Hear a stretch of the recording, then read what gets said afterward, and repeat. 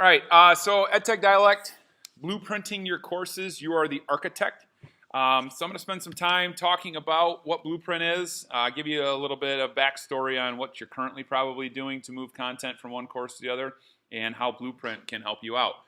So your current situation, most of you, if you need to move content, you have to either ask me to do it, or you have to do it yourself, with the kicker being you can only move content to an upcoming course of yours if it's from a previous course of yours.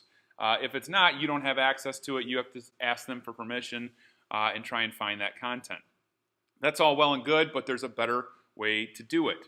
And oftentimes that puts you in a position where you have to wait on somebody. You sit down to try and work on your content for the upcoming term, and then you realize I don't have any content. I have to wait for somebody else to help me out with content. That's not cool. That's not how it should be, and Blueprint can help with that. So you can see that GIF that I have going up there. There's the current method right there. As you take the original content, you move it from course to course to course. With Blueprint, you have the original content, and boom, it's synced to all of the different courses that are out there. So a much easier process. The beauty in it too is that if you have to update content during the term, you don't have to go find that content and move it to each one of your courses that you're teaching. You just add it to the Blueprint course or adjust it in the Blueprint course, hit sync, and it goes out to all of your different courses, just like that. All right. So what I'm going to do during this overview is I'm going to talk a little bit about Blueprint, some pluses and minuses, some things to be aware of. There's a lot of strategy that goes in with Blueprint, and I'm sure there's a lot of strategy that we haven't even thought about yet in terms of Blueprint, and it's something that we're going to kind of figure out as we go. As crazy as that sounds, it's something that we're just going to have to do because Blueprint is relatively new. And so with Blueprint, it's a matter of associating the courses. So you take your Blueprint course. It's just a regular old Canvas shell that you're used to seeing. You import your content into that Blueprint course, and then you associate it with the upcoming courses or the current courses. And so fall term, for example, or actually a better example would be as we prepare for the spring term, we find all the Biology 101 courses, and we associate it with our Biology 101 Blueprint course. Okay? And that's all we have to do, and then we sync the content. Okay? So in addition to that, individual instructors can still add content. So if you're in charge of a Blueprint course and you're sending it out to all the sections and you have some adjuncts teaching some of those sections, those adjuncts can still add content to their course. But the content that you send out to them, okay, that stuff is there for them. They don't have to worry about getting content. It's there. If they need to add some assignments, if they want to add some information or some content pages or discussions or whatever they want to add, they can still add those items to their individual course. But in most cases, they can't touch the locked Blueprint content that has been synced. The beautiful thing about this is it helps to maintain consistency across courses. If you're teaching a course and you go from one to the next, it's going to be somewhat consistent. Yes, the individual instructor can put a different spin on the course and add some of their own content, but for the most part, at MCC, Biology 101 will be Biology 101 as you go from section to section, which is a good thing. It's going to be easier for adjuncts. A lot of times we are hiring adjunct instructors right as the term is about to begin. And they're like, I don't have any content, I have to develop my content. That can be a headache. If you have a Blueprint type setup where we know that content is in that shell and all they have to do is A, come in and teach the course and then worry about adapting their content to their teaching style, we're doing better for the students that we serve and for the adjuncts that we're putting in that position. We can easily and automatically update content. Let's say we see something in the course that isn't correct or needs to be updated or deleted or adjusted. We can do that with a click or two of a button and syncing it across all of our different courses. We can lock content. So if there's assignments and content pages that you need to have in the course, no matter who's teaching it, if you're a department head, for example, you can lock that content. You can lock points, you can lock the content, you can lock due dates if you wanted to do that. Okay, so, and I'm going to show you some of that stuff as well. You can post announcements across multiple sites. So you can include announcements in your Blueprint course and sync them out to all of the different courses if you have a course-wide announcement that has to go out to different sections. And the beautiful thing about this too is you can standardize course settings. So one of the things that we talk about a lot is limiting the amount of course navigation items that students will see. Well, we can set it in the blueprint so that there's only a couple items, and then instructors, as they need to, they can adjust those and add more items, as opposed to the other way around where they're in charge of deleting all those individual items. So let's take a little look into what the setup of a blueprint course is, how we associate those different courses. Some of these things you have to have admin access to do, and I'll make sure to point those things out. But just imagine yourself with your course, your master course is essentially what a blueprint course is, and how you would send that out to the different courses that you are in charge of, or your future courses as you go along if you're just teaching one course. So what we do is we start with a course shell. All right. In this case, I have created what's called Blueprint EdTech 101. This is nothing more than a basic blank course shell that you see at the beginning of a term. Okay, it's no different.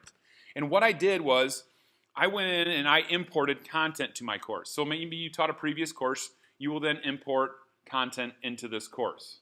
Okay, much like you would if you were teaching a spring course and needed your content in that shell. The only difference is now what we're going to do is you're going to ask me or another admin to go into the course settings and enable it as a blueprint course. As you can see right here, there is this line. If you are an instructor and not an admin, okay, here's that same course right here, but only now I'm in as just an instructor. If I go to those course settings, okay, you see that you don't have the option. Okay, it's just a yes or no as to whether it's a blueprint course or not. So you need to go to an administrator, a Canvas administrator, to enable that.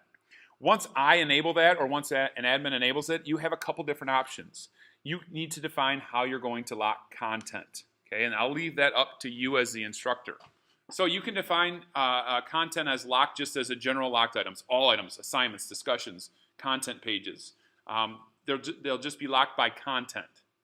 Or you could also say, hey, this is worth 20 points. I don't want you to change it.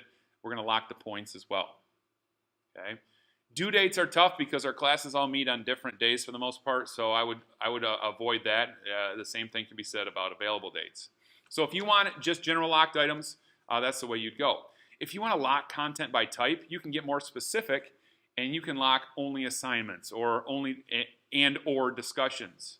And for each one, you can decide what you want to lock. Okay, so there's a lot of options here, and the biggest takeaway I want you to take from this is before you actually sync content across courses, have a plan.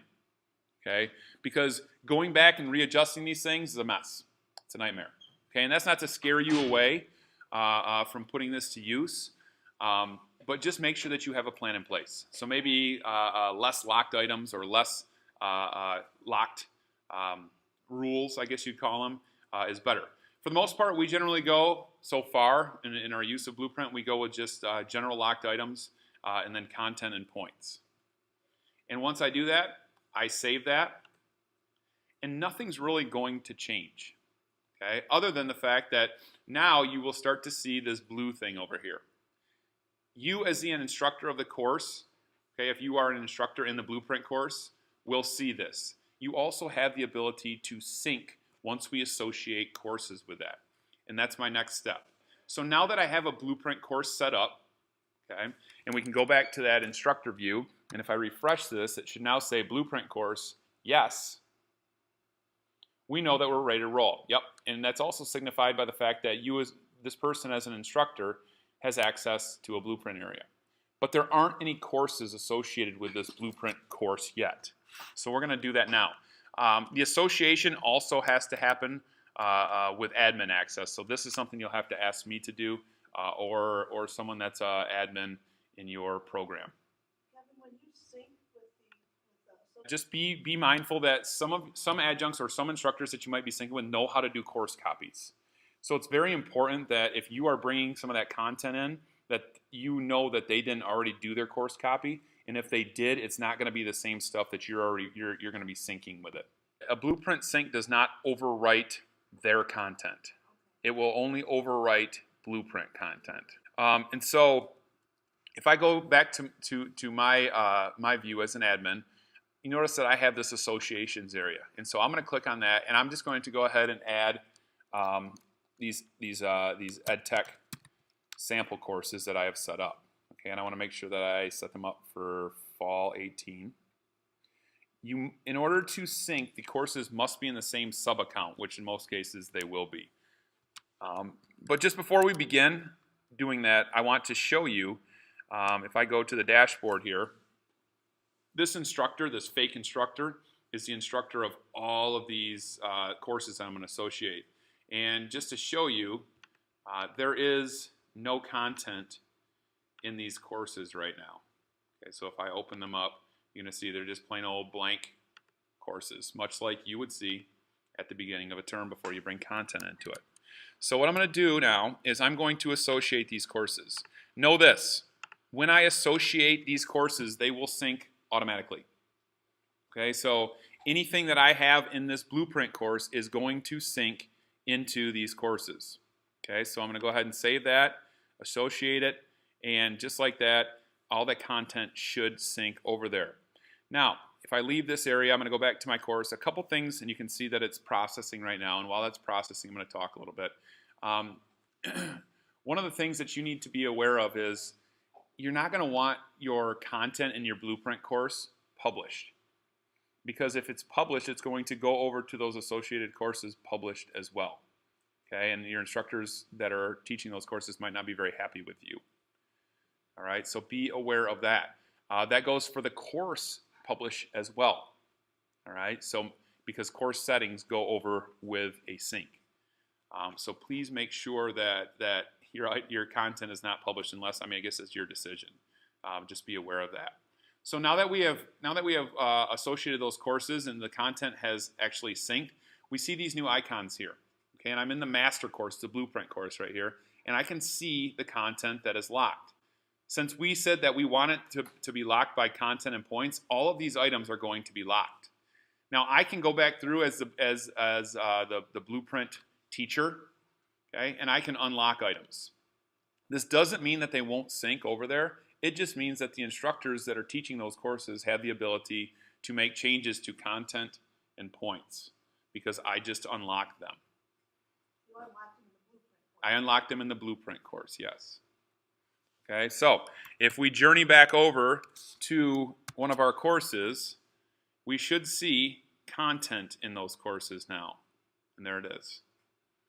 Okay, and you can also see that there's icons over here on these items, and it tells that instructor about those items, whether they're locked or whether they can make adjustments to them. So you can see this locked quiz right here. Okay, has a locked icon. There's a content page right here for career resources, and I'm in that instructor view. Okay, I can't change the content. Look, there's no edit button here. I don't have the ability to adjust this. Okay, I can publish it though because it's not currently published.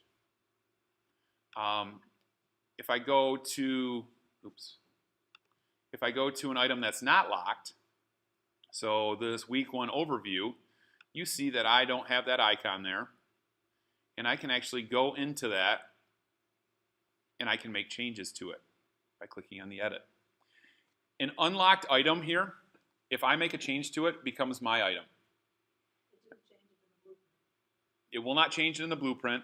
It also becomes my item because I talked about having the ability to make updated changes. Okay, so now as the instructor, once all the courses are associated, you basically have free reign of what you want to do.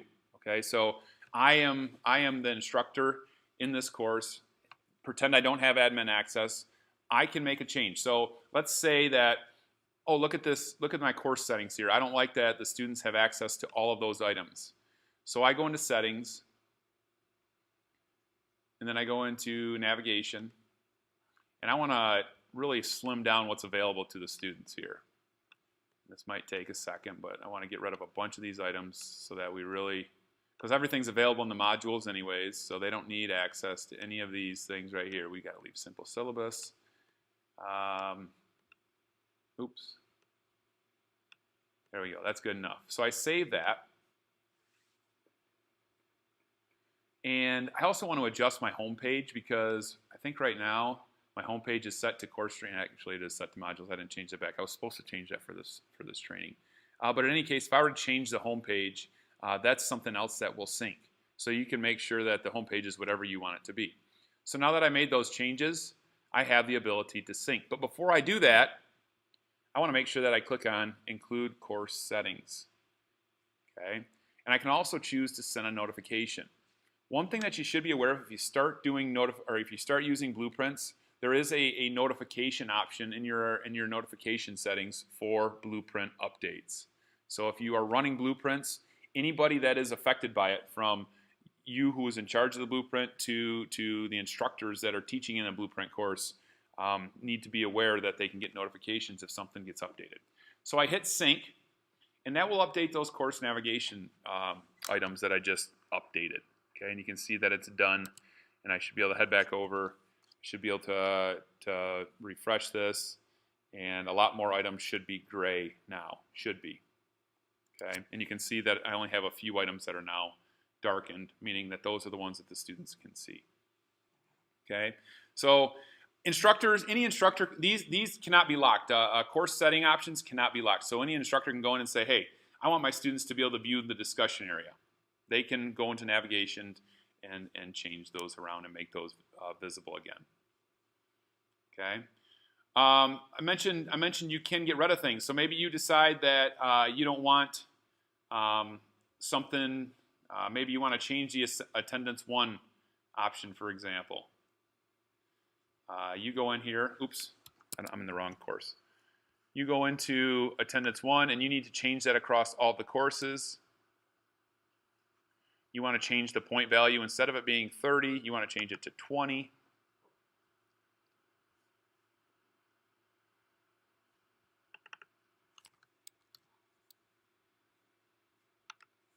Go ahead and click Save. One thing to keep in mind too is you don't ever want to have students in your Blueprint course. Okay, you don't add students to a Blueprint course. Meaning that your Blueprint course has to be a separate course shell from all of the courses that you're teaching. So I changed that point value. Let me just go back to my module area, and I'm also going to adjust a module. We're now in session 2. And so I want to drag that to the top so that that's the first item they see. Come on, work with me. There we go. And as the instructor, I'm going to go over here and sync that. And I don't need to do the course settings again because I already did that. And when I sync that, that goes out to all of those different courses. Keep in mind that that's going to not just the one that we're viewing over here, but all of these different courses. Okay, so if I refresh this, that content should appear. Okay, if I refresh this, it should go from 30 points here to 20 points. Didn't do it. Don't fail me. There we go.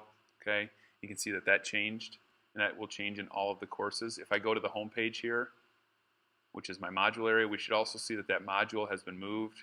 The week 2 or the session 2 should be up at the top. And so all of those things change like that. So a couple things. Make sure that you're communicating. Make sure that you're planning this out. Okay, what do you want locked? What does need to be locked? If you make updates, are you going to make updates all at once? Will you make updates as you go and as you see a need for it? These are all things that you need to think about, because keep in mind that if you have adjuncts or you have other instructors that are teaching these courses and you're making changes to them, that can be confusing. Okay, they think something's in one place, they go to teach the class and it's not there. All right, so how you make changes is something that you're going to have to think about.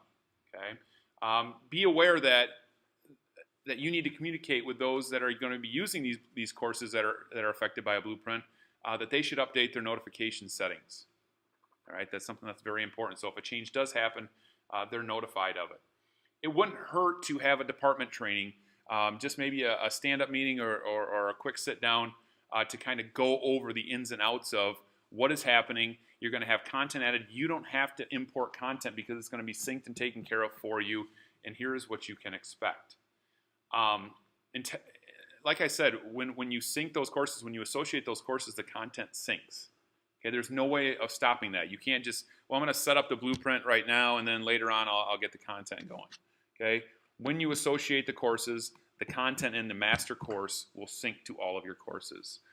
So that's something you need to be aware of. And definitely make sure that that content is not published. Because once you publish it, especially if the course is published, the students are going to see all this stuff. Okay? So if it's quizzes or something like that, they're going to have the ability to take those before it's time. Quizzes and discussion settings are a little bit, I don't know, wonky, if you want to call them that. And it's not really something that I need to cover right now, but if you do want to put Blueprint courses to use, we can sit down and talk about it a little bit more as far as the settings for those. Benefits and challenges. You're going to see a significant productivity improvement, meaning you don't have to go through and copy this course, and then copy this course, and then copy this course. It's going to make things a whole lot more efficient for you in the fact that once these things are associated, and you can see I associated 4 courses, 4 sections of a course, I should say, in, 10, 15 seconds. Okay, so it didn't take long, and then once they're associated, they're associated. Okay, the content updates, it copies over, and anytime I need to make any changes, it happens. If you use LTI tools, things like textbook integrations, that's going to be something that we're going to have to talk about and look at to make sure that it works.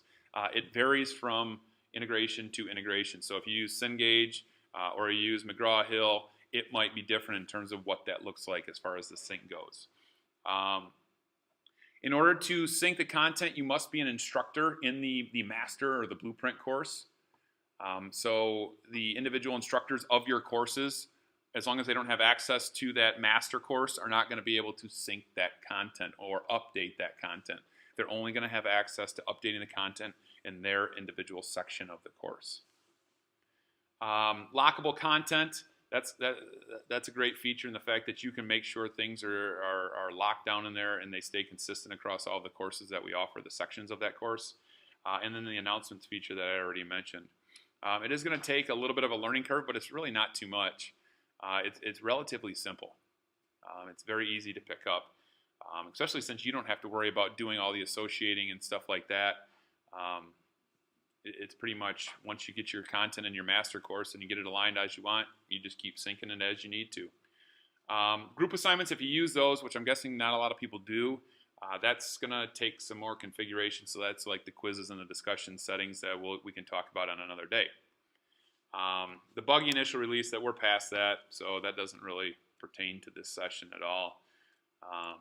And the good news is that I'm here to support any issues that you have, and I'll work with you and Canada support as needed should we need to do that. So I am happy to walk with you each step of the way. And so I think I hit on these all pretty hard. The no students are allowed in the blueprint shell, obviously. There's no need for that because that is just a place where you store your content.